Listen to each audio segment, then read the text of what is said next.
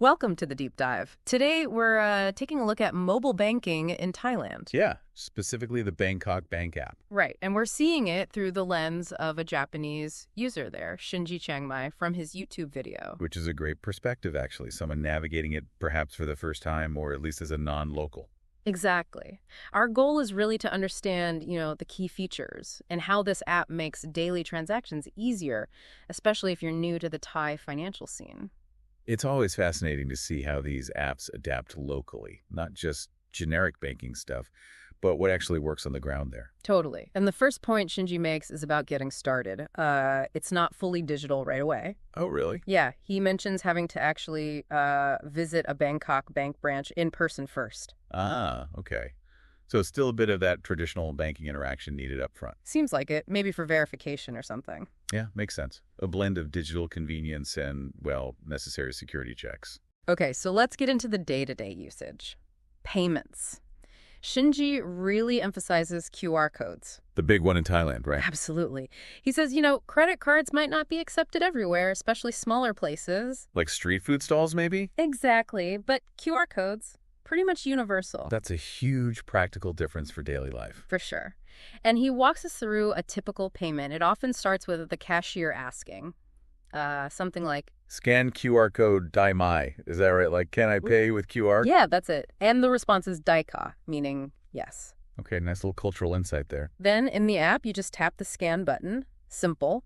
Point your phone's camera at the shop's QR code. Right. Does the amount pop up automatically, or? Sometimes it does. Sometimes you have to key it in yourself. Depends on the setup. Got it. Then you just review it, make sure it's right, and tap confirm. Done. Pretty smooth. Yeah. And afterwards, you get an e-slip, like a digital receipt. And Shinji noted something interesting. Sometimes the vendor will actually take a photo of your phone screen showing the e-slip. Huh.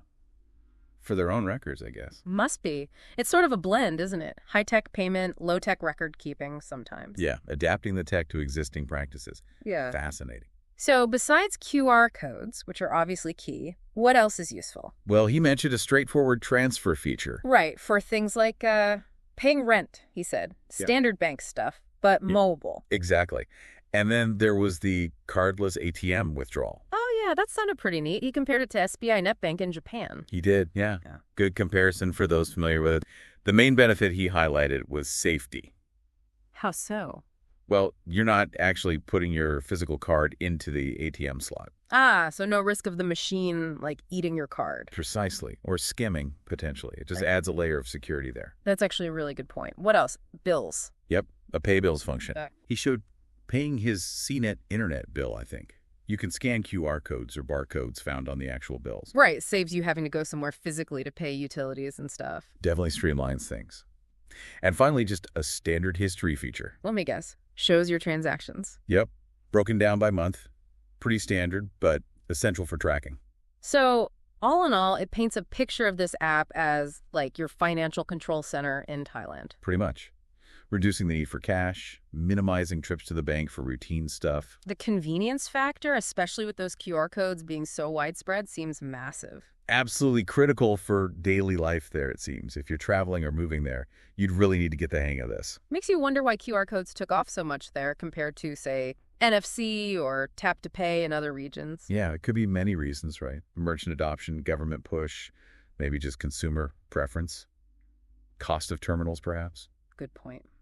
So, wrapping up this deep dive then, Shinji's experience really shows the Bangkok Bank app as a super practical tool. Especially highlighting that QR code dominance for everyday convenience in Thailand. It really makes you think, doesn't it, how mobile banking isn't just one thing globally. Exactly.